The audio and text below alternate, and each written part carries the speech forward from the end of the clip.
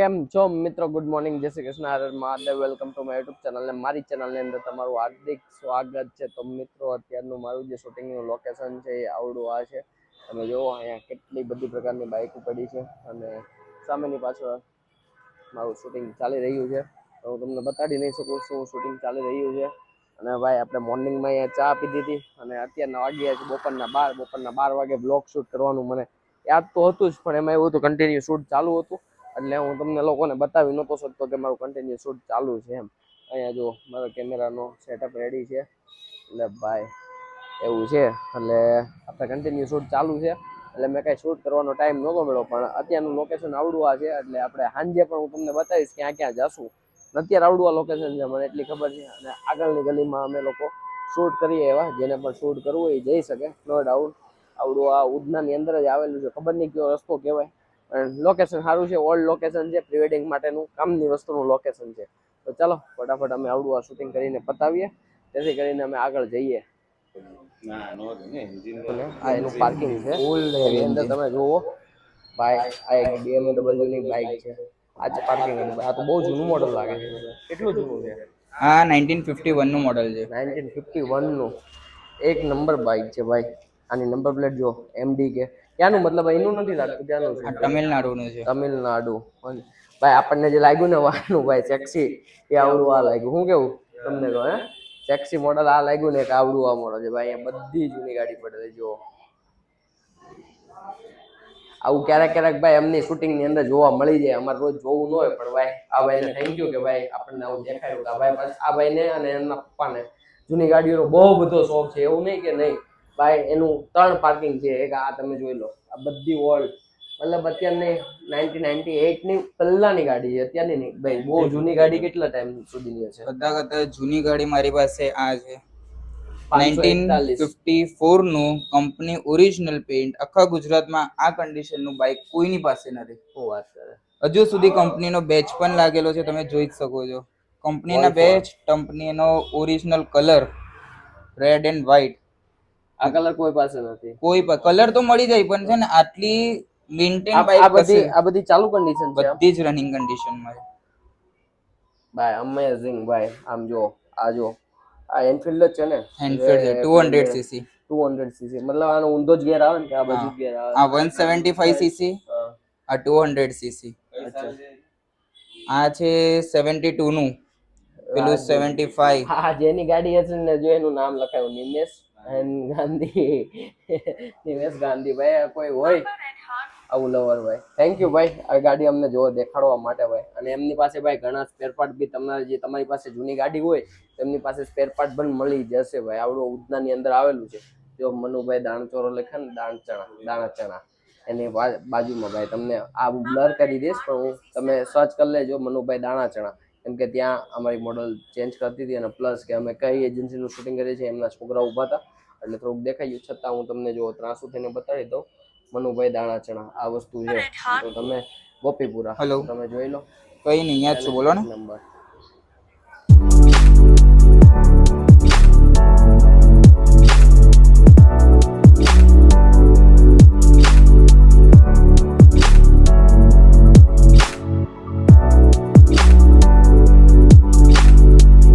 આ ગાડી જે ચાલુ કરે છે એનું ફાયરિંગ હું તમને બતાડું.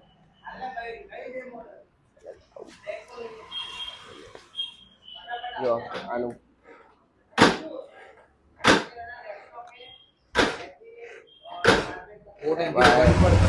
ભાઈ ભાઈ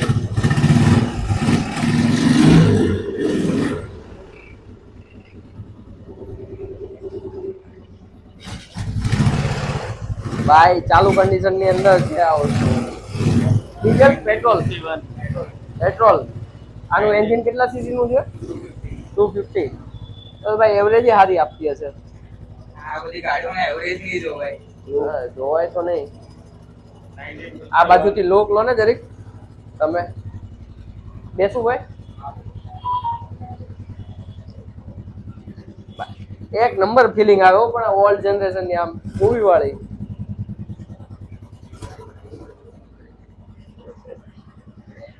ભાઈ મજા આવી ગઈ. ધડ ધડ ધડ ધડ ધડ ધડ જાય. તો કેમ છો મિત્રો? અત્યારે આપણે આવી ગયા છે ઘરે અને સાંજના વાગી ગયા છે 9 વાગી ગયા છે અને 9 વાગતાની સાથે જ અત્યારે આપણે ઘરે પહોંચી ગયા, કેમ કે ભાઈ આજે મોડું થયું. અને હા, આજે બીજી વાત એ કહેવા નથી કે મેં 2 દિવસ પહેલા એમ કીધું હતું કે ભાઈ મારું કેમેરાનું ચાર્જિંગ ખરાબ થઈ ગયું છે, તો ભાઈ ચાર્જર લેવાનું હતું. તો ભાઈ મેં પોર્ટર કરાવીને જ્યારે હું ચાર્જિંગ લેવા ગયો તો મેં એ પોર્ટર વાળાને એવું કીધું કે ભાઈ તું ભાઈ સોરી પોર્ટર વાળો નતો, રેપિડો વાળો હતો. એને મેં એવું કીધું ભાઈ તું 2 મિનિટ ઉભો રહે, હું જરીક ચાર્જિંગ લઈને આવું. હું લઈને આવું એટલી વારમાં તો ભાઈ એવડો ટ્રાફિકના ચક્કાજામને લીધે કાં તો પોલીસ વાળાએ ભગાડ્યો, હું હતું વોટેવર મને નથી ખબર ને ભાઈ ત્યાંથી જતો રહ્યો. પછી બીજી પોર્ટર કરવાની વાટે ને વાટે હું ત્યાં 15 થી 20 મિનિટ નહીં પણ વધારે વધારે હું અડધો કલાક ઉભો રહ્યો ને ત્યારે ભાઈ મને બીજો પોર્ટર વાળો મળ્યો. એ પોર્ટર કરીને હું માંડ ઘરે પહોંચ્યો. ઘરે આવ્યો ત્યાં પપ્પાને એ લોકો આવીને જમીને મસ્ત બેઠા હતા. તો પપ્પા તમે મારો માથેરણનો વિડીયો જોયો કે નથી જોયો? તે ક્યારે જોવો તમે? હે તમે પૂછો છો કે ભાઈ કેવો વિડીયો ઉતારે, તો તમે પેલા જોવો તો તમે ખબર પડે કે આખો વિડીયો મેં મૂક્યો છે માથેરણનો. અને ભાઈ તમારે પણ જો તમે ના જોયો હોય તો તમે ફરી વાર જોઈ આવો. આખો વિડીયો મેં માથેરણનો પાર્ટ 1, 2 અને 3 પાર્ટની અંદર મારા આખા માથેરણની ટ્રીપના વિડીયો આવી ગયા છે. તમારે જોવું હોય તો ડિસ્ક્રિપ્શનની અંદર હું લિંક નાખીશ કે પાર્ટ 1, પાર્ટ 2 પાર્ટ 3 ની. અને છતાં જો તમને ના મળે તો ભાઈ મારી ચેનલને સબસ્ક્રાઇબ કરો અને મારી વિડીયોની પ્રોફાઇલની અંદર જઈને જોઈ આવો, તમને બહુ મજા આવશે. ત્યાંનો વ્યૂ કેવો હતો. અને હા, પહેલા દિવસે અમે લોકો ભાઈ તમે એમાં જોશો ને તો ભાઈ પહેલા દિવસે અમે 10 થી 12 કિલોમીટર 14 કિલોમીટર અમે ચાલ્યા હતા. 14 કિલોમીટર 330 મીટર 14 કિલોમીટર 330 મીટર અમે ચાલ્યા હતા. મને ખાસ યાદ છે કેમ કે જયારે હું થાકી ગયો ને, જયારે હું મારા પગ રિલેક્સ કરવા બેઠો હતો ગરમ પાણીની અંદર, ત્યારે મેં આ વસ્તુ જોઈ હતી, એટલે મને પરફેક્ટલી યાદ છે.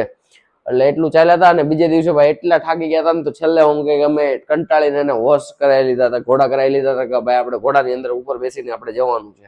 અને એ પણ રીલ્સ તમારે જોવી હોય તો ભાઈ મારી ઇન્સ્ટાગ્રામની આઈડી તમારે ફોલો કરવી પડશે. અને બીજી વસ્તુ ભાઈ આપણે શ્રાવણ મહિનો વયો ગયો છે, તો પપ્પા વાળ દાઢી બાબતે શું કેવું તમારું? ભાઈ શ્રાવણ મહિનો આખો પૂરો થઈ ગયો છે ને અત્યારે આપણે વાળ દાઢી ને એવું બધું સેટિંગ કરાય એવી, એટલે ભાઈ આપણને થોડુંક આમ માથાને રિલેક્સ મળે, કેમ કે હમણાં વધી ગયા છે, કઈ સેટ રહેતા નથી અને વરસાદના પલ્લી જાય છે તો ભાઈ જો આમાં જેવા તેવા થઈ જાય છે. તો ચાલો અત્યારે ફટાફટ પહેલા આપણે વાળ દાઢીને એવું કરાવી આવી અને મળીએ પછી પપ્પાને પૂછીએ કેવા લાગે. આજે આ વખતે કંઈક થોડુંક અલગ કરાવશું, જોઈ લેવું કે એટલું અલગ થાય છે. તો ચાલો ફટાફટ. શું કેશો? અરે તમારે એવડા વાળ કરાવી નાખું તો થાય, પણ હું કે એવડા વાળ મપ્પા મને સારા નહીં લાગે, એટલે હું એવડા વાળ તો નહીં જ કરાવું. તો ચાલો હું કરાવીને આવું, પછી તમે જોવો અને પછી આ લોકોને દેખાડે મેં કેવા વાળ કરાવ્યા, તમે જોવો મેં કેવા વાળ કરાવ્યા. તો મિત્રો અત્યારે આપણે આવી ગયા છીએ ઘરે અને મેં જેમ કીધું હતું ભાઈ આપણે વાળ કપાવવાના છે. પપ્પાને મેં કીધું હતું ભાઈ હું નવી સ્ટાઇલના વાળ કપાય ને ભાઈ આ થોડીક સ્ટાઇલ થોડીક હરકી છે, એવું નથી પેલા હરખું હું કંઈક લાઇટ કરી લઉં તો જ ખબર પડશે, અગર કંઈ ખબર નહીં પડે. આ જો બે બાજુ લાઇટ કરી લીધી. આમાં એવું છે કે આ બાજુના વાળ એટલે અત્યારે ઊભા છે કેમ કે અહીંયા ભાઈ વેક્સ નાખવાનું ને સ્પ્રે કરવાનું બાકી છે, એટલે અહીંયા વાળ ઊભા છે. છતાં પપ્પા કેવું લાગ્યું? વાળ કેવા લાગ્યા? વાળ હજી મને મોટા લાગે. એવું કઈ નથી, મોટા કઈ નથી, જે છે એ બરાબર જ છે. એ વાળ 20 ના જોઈએ એટલે હવા ઉદાસ મળી રહે. તમને હવા ઉદાસ વાળું ગમે, અમારે થોડું તમને આવા હારા લાગે, અમને થોડા એવા હારા લાગે. તમે થાવ ટકો કરાવી ના અમારે ક્યાં? મને તો સારું હવા ઉદાસ નું મજા આવે. ના ને ક્યાં હવા ઉદાસ નું, આમે હવા જાય તમને. આમાં જો માથા કઈ ઓળવા પડું જ નહીં. આને ક્યાં ઓળવા પડવું છે? આમ કરો એટલે ઓળાય. આને ખાલી હેડ ડ્રાયર આમ મારવું પડે, આમ બોલી ફૂકણી મારવી પડે આમ. એટલે તમને કેવા લાગ્યા? હા જો મમ્મીને કીધું હારા કે પાસે ને મમ્મીને કીધું તમને ન ગમ્યું, તમને ન ગમ્યું કાં ગઈ છે હાથને ઉડાડી નહીં કે ના છે એમ તો છે. કાંઈ છે નહીં છે આ રહ્યા જો આટલા છે. હે કેટલા? આટલા તમારે મોટા હોય, તમે મારથી મોટા છો એટલે તમારે એવું કાંઈ ન હોય. આલી એવું મળ્યો હું નાનો છું એટલે હું કે મારે તમારે કાં ગઈ છે હરકાર હોય. કોણે કીધું? ના ના મોટા કાંઈ તમે મોટા છો ને એટલે તમારે મોટા હોય, હું નાનો રહ્યો એટલે મને નાના હોય. આવું હોય સમજા, બીજું કઈ હોય નહીં. તો ભાઈ આ વાળ કપી લીધા છે અને ભાઈ આ તમે જોયું ભાઈ આજે અમે ગાડીને કેટલી જૂની ગાડીઓ જોઈ, બહુ બધી પપ્પા અમે આ જૂની ગાડીઓ જોઈ, મતલબ 1850 કાં તો 70 વખતની ગાડી. હા જોયું કેમેરા મૂક્યું છે. હા ત્યાં શૂટિંગ કરવા ગયા. અને બીજી વસ્તુ આ જો તમે અહીંયા ધાણી ફોડી દીધી ને મમ્મીએ દાંતમાં હલવાઈ ગઈ છે. ધાણી ખવાઈ ગઈ, ડોટા શેકી ખવાઈ ગઈ, બધું ખવાઈ ગયું, દાંતમાં હલવાઈ ગઈ એવું છે. પપ્પા તમે આજના મારો વિડીયો નથી જોયો, તમે એક વિડીયો જોયો કેવું લાગ્યું? બહુ સારું હતું. કે હે કેવું ફરવાનું સ્થળ કેવું હતું? એમાં તમે નિધિનું રોજ જ ખરાબ બીજા દિવસની હાલત તમે વાત દાવ એટલી થાકી ગઈ છે ને તો વાત તો એક મારે બેહવું છે, બેહવું નથી, આપણે પૂરું કરવાનું, 3 વાગે નીકળવું છે. તો એ કે લે ફોન કરીને પૂછજો ખરા, એને ફોન અત્યારે કર્યો તને કે શું કરશો કે થાકી ગઈ છો કે નહીં, શું કરશો પૂછો તો ત્યારે ફોન કર્યો તો એને.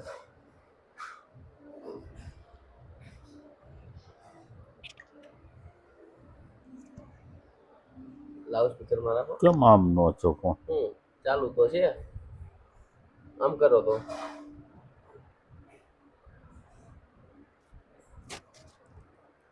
ચાલુ તો છે ફોન.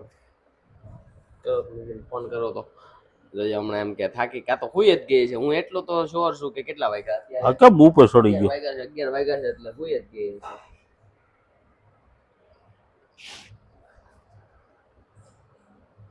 લાઉડ સ્પીકર રાખજો.